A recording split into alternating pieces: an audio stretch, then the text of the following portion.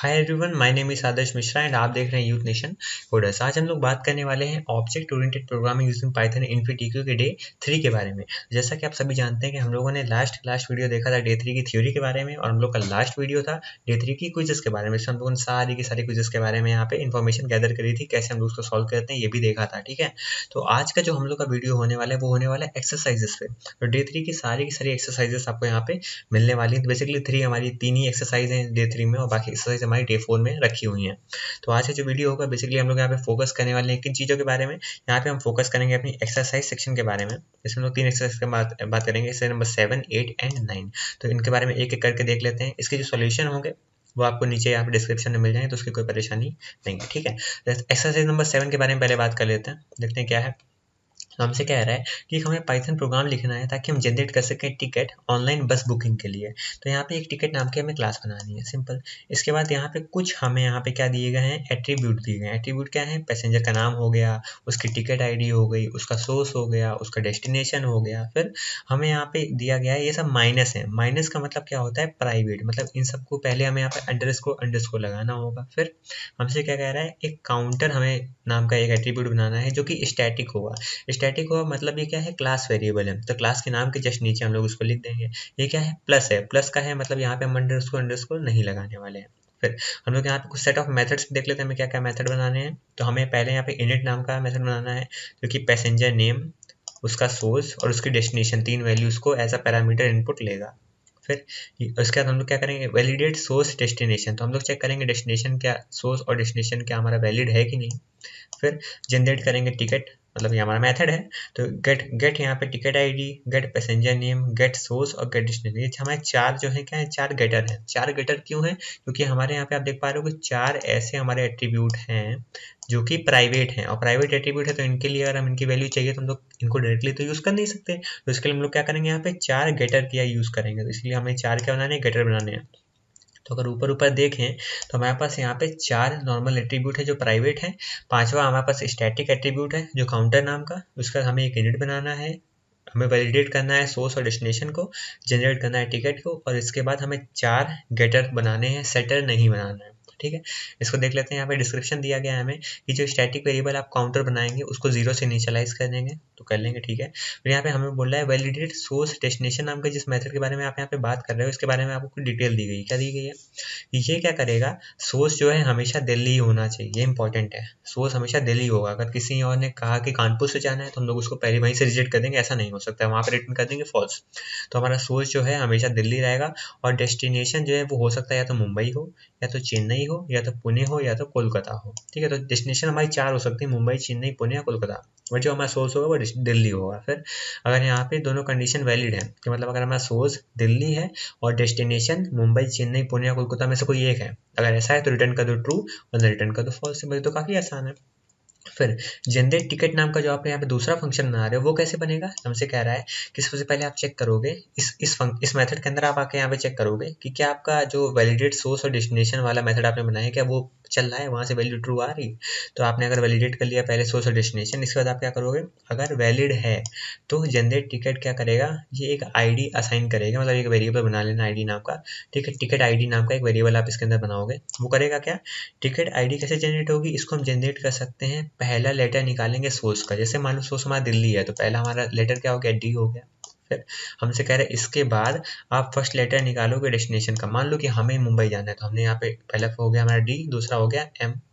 फिर हमसे क्या कह रहा है, और एक ऑटो जनरेटेड वैल्यू होगी जो 0 1 से चालू होने वाली है। तो मान लो पहली टिकट है तो यहाँ पे आप लगा दोगे 0 1, दूसरी टिकट है 0 2। तो मान लो पहली टिकट है तो हमने यहाँ बोला 0 1, तो DM 0 1 हमारी क्या हो जाएगी, टिकट आईडी हो जाएगी। समझिए, मतलब काफ़ी आसान है बनाना। Example, DM 01, DP 02, DK 10। DK 10 का मतलब क्या है, दिल्ली से के मतलब कोलकाता जाना है, और 10th टिकट है, नंबर 10। ठीक है, और अगर ऐसा नहीं है तो सेट टिकट आईडी को क्या कर दो, डन कर दो, सिंपल। तो यहाँ पर 3 चीज़ें हमें दी गई, इन तीनों को याद रखना है। अगर हम डायरेक्टली अपने कोड पे चलते हैं। ठीक है, तो कोड मैं आपको यहाँ पे शो कर देता हूँ। तो यहाँ पे मैंने नोटपैड फाइल बना रखी है, देखो, तो हमने क्या करा, क्लास टिकट बना दी, सिंपल। और हमने क्या बोला था, स्टैटिक काउंटर उसकी वैल्यू 0 है, तो क्लास के जस्ट नीचे हमने काउंटर की वैल्यू 0 कर दी, जो कि प्राइवेट नहीं है। प्राइवेट होता था यहाँ पे अंडरस्कोर लगाते थे, पर अभी नहीं लगाएंगे क्योंकि ये प्राइवेट नहीं है, पब्लिक है। फिर हम लोग बात करते हैं इनिट की। तो इनिट में हम लोग को पता है कि यहाँ पे पैसेंजर नेम, सोर्स और डेस्टिनेशन पास करनी है, हमें क्वेश्चन में दिया गया था, और उन चारों की वैल्यू को उठा के हमने यहाँ पे असाइन कर दिया। अब हमें जो टिकट आईडी है, अब टिकट आईडी को तो हमें यहाँ पे दिया नहीं है, तो टिकट आईडी हमें यूज करना है ना, इसलिए हमने इसको क्या करा, इनिट के अंदर ही यहाँ पे लगे हाथ लगा दिया है, ताकि इसकी वैल्यू क्या हो जाए, अभी नन हो जाए। फिर यहाँ पे हमने क्या करना है, वैलिडेट करना है सोर्स और डेस्टिनेशन। सोर्स और डेस्टिनेशन हमारी सही है कि नहीं, इसके लिए हमने क्या करा है, यहाँ पे एक मेथड बना दिया है। तो हम लोग यहाँ पे जानते हैं कि डेस्टिनेशन हमारी मैक्सिमम क्या हो सकती है, या तो मुंबई होगी, या पुणे होगी, या चेन्नई होगी, या कोलकाता होगी, सिंपल। तो हमने चेक करा कि भाई जो हमारा सोर्स है ये क्या इक्वल टू दिल्ली है, क्या दिल्ली है? अगर ऐसा है तो चेक कर लो कि क्या जो डेस्टिनेशन है क्या वो हमारी इस लिस्ट के अंदर है, क्या इन चारों में से कोई एक है क्या? अगर हमारा सोर्स दिल्ली है और डेस्टिनेशन इन चारों के अंदर है, इसका मतलब रिटर्न कर दो ट्रू, वरना रिटर्न क्या कर दो, फॉल्स कर दो, सिंपल। समझ गए? तो इस तरह से हमारा क्या बन जाएगा, वैलिडेट सोर्स और डेस्टिनेशन नाम का पूरा हमारा मेथड बन गया। अब मेन हमारा क्या था, जनरेट टिकट। तो मैं इसको थोड़ा सा छोटा करता हूँ ताकि स्क्रीन के अंदर आ जाए ये। तो आपको यहाँ पे थोड़ा क्वालिटी इंप्रूव करनी पड़ेगी, क्योंकि इसको मैं दिखाऊंगा कैसे आपको। चलो अच्छा, एडजस्ट करते हैं। देखो, जनरेट टिकट हमने ये बनाया, इसको मैं ऐसे करता हूँ। जनरेट टिकट नाम का हमने क्या करा, एक मेथड बनाया। तो हमने टिकट जो काउंटर है उसकी वैल्यू को अभी एक बढ़ा दिया, क्योंकि हमें पहली टिकट यहाँ पे मिल गई, पहला बंदा। अब भाई जनरेट टिकट जो कॉल करेगा, इसका मतलब हमें पहला जो है ये बंदा मिल गया टिकट खरीदने वाला। तो हम लोग काउंटर की वैल्यू क्या कर देंगे, एक बढ़ा देंगे। तो यहाँ पे ये काउंटर किसका है, ये हमारा ये वाला काउंटर, इसकी वैल्यू 0 थी, तो टिकट डॉट काउंटर करके हम लोग इसकी वैल्यू को यूज़ कर सकते हैं। तो हमने यहाँ लिख दिया कि टिकट डॉट काउंटर की वैल्यू बढ़ा दो। फिर चेक करेंगे पहले कि क्या वैलिडेट सोर्स और डेस्टिनेशन, क्या यहाँ से ट्रू आंसर मिल रहा है ऊपर वाले मेथड से। यहाँ से अगर आंसर ट्रू मिल रहा है तो हम लोग क्या करेंगे, चेक करेंगे क्या टिकट डॉट काउंटर की वैल्यू लेस देन 10 है।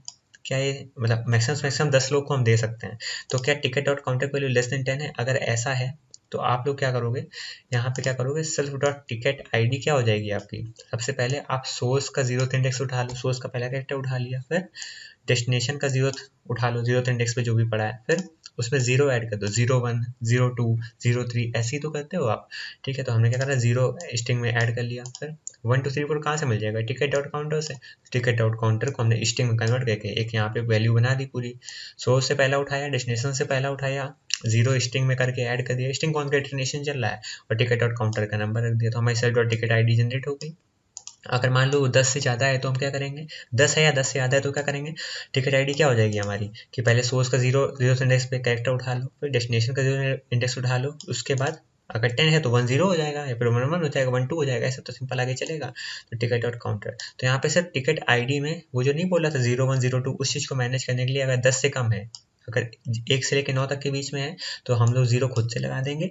अगर 1 से 9 के बीच में नहीं है, 10 या 10 से ऊपर है, तो हम लोग वहाँ पे सिंपली ये 0 वाला कॉन्सेप्ट हटा देंगे। तो ये समझ ही रहे होगे टिकट आईडी को यहाँ पे इस तरह से बनाना ही हमें, ठीक है। फिर इसके बाद हमने क्या देखा कि हमें यहाँ पे 4 गेटर बनाने थे, get ticket ID, get passenger name, get source और गेट डेस्टिनेशन। चारों में हमने क्या करा, रिटर्न यहाँ पे कर दिए 4 वैल्यू, तो 4 हमारे गेटर बन गए।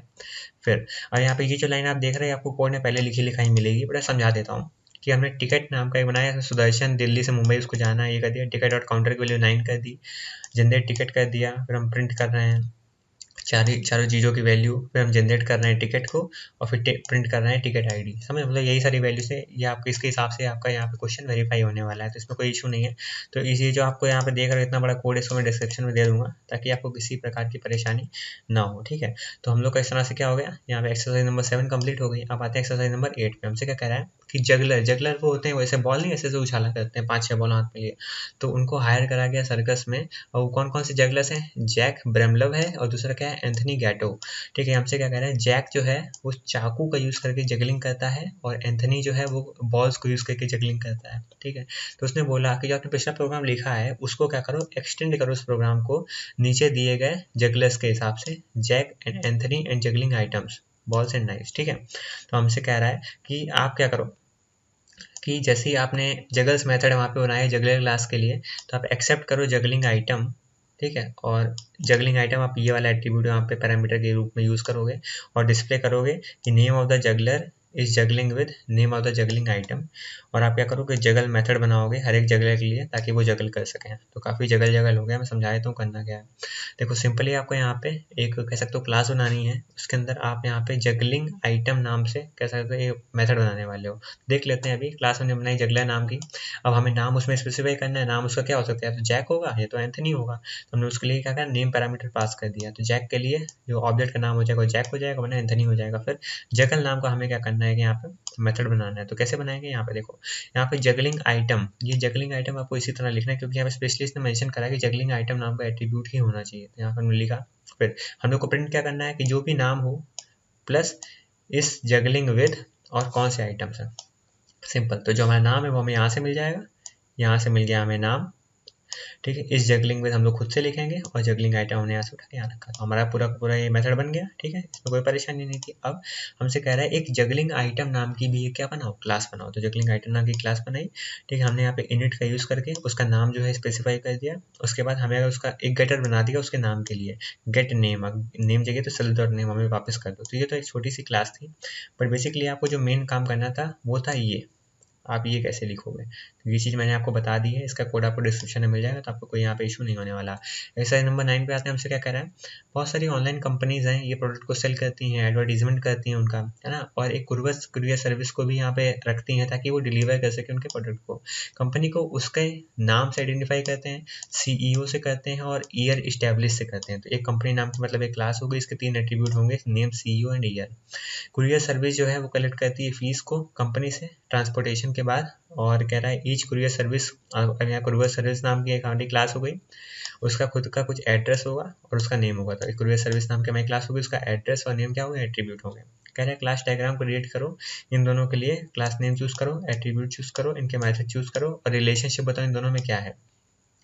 मान लो कि जो इंस्टेंस वेरिएबल हैं इनको हम एक्सेस नहीं कर सकते बाहर, और मेथड जो है उनको एक्सेस कर सकते हैं। मतलब इंस्टेंस वेरिएबल को एक्सेस नहीं कर सकते, मतलब इंस्टेंस वेरिएबल कैसे होने चाहिए, प्राइवेट होने चाहिए। तो इसके लिए क्लास को आपको सिलेक्ट करना पड़ेगा। तो ऐसे मैंने क्या करा है, पहले एक कंपनी नाम की क्लास सेलेक्ट करी, यहाँ पे नेम, CEO और ईयर को यहाँ पे माइनस के साथ यहाँ पे लिखा है। ये माइनस चीज़ इंपॉर्टेंट है, अगर आप माइनस नहीं कर पा रहे हो तो वहाँ पे आपको ऑप्शन दिया होगा, यहाँ पे कह सकते हो कि बटन टाइप की है, मतलब एक इस तरह से ऐसे बटन है, इस तरह से। तो आप इधर पे क्लिक करोगे तो ये बटन कैसी बन जाएगी, ये आपकी बन जाएगी इस तरह से। तो पब्लिक प्राइवेट करने के लिए आपको वहाँ पे लिखा हुआ है, तो आप उसका प्राइवेट करके नेम, CEO और ईयर सेलेक्ट कर लेना। फिर नेम, CEO और ईयर के लिए एक यूनिट होना ज़रूरी है। फिर सेल, ये क्या कंपनी क्या करती है, प्रोडक्ट को सेल करती है, एडवर्टीजमेंट करती है, आपको दिया गया है। फिर और डिलीवर करती है गुड्स को, सिंपल। तो हमारी क्लास का यहाँ पे ये डायग्राम बन गया। फिर कुरियर क्लास के बारे में हो, ये हमसे क्या बता रहा है कि नेम और एड्रेस होना चाहिए। एड्रेस हो गया, नेम हो गया, इन दोनों को इनिशियलाइज करना है, इनिट बन गया नेम एड्रेस का। और ये क्या करेगा, ट्रांसपोर्ट करेगा, कलेक्ट फीस करेगा। तो ये जितनी भी इन्फॉर्मेशन थी आपको पीछे यहाँ पे इस पूरे पैराग्राफ में दी गई है, ठीक है। आपको बस इस पैरा को पढ़ना है, उसके बाद आपको क्लास जनरेट करनी है और उसके अंदर वेरिएबल्स लिखने। एक चीज़ याद रखना कि अगर आपने इसको प्राइवेट कर दिया, ये रहा प्राइवेट वाला, प्राइवेट कर दिया है तो ये साइन माइनस का होगा। मगर आपको याद रखना है जब मेथड सिलेक्ट करोगे तो उसको दोबारा से आपको इस तरह से कन्वर्ट करना होगा। तो ये आपको स्विच करना होगा पब्लिक से प्राइवेट आपकी रिक्वायरमेंट के हिसाब से। तो आपको ये 2 क्लास जो है, अब इसका तो मैं ये तो दे नहीं सकता आपको डिस्क्रिप्शन में, तो आपको यहाँ पे वीडियो पॉज करके इसको यहाँ पे लिखना पड़ेगा, ठीक है। तो इसी तरह से हमारे डे 3 की सारी एक्सरसाइज कंप्लीट होती हैं। 3 की 3 एक्सरसाइज हम लोगों ने बात कर ली है। अगला वीडियो जो होने वाला है वो हम लोग का असाइनमेंट पे होगा, तो उसमें हम लोग डे 3 के सारे असाइनमेंट एक साथ यहाँ पे बात करने वाले हैं। तो आई होप कि अगला वीडियो आने से पहले आप लोग डे 3 के सारे असाइनमेंट कंप्लीट कर लोगे, ठीक है। तो इस तरह से हमारा डे 3 लगभग आधा कंप्लीट हो चुका है। तो वीडियो नंबर 13 तक हमारा डे 3 पूरा कंप्लीट हो जाने वाला है।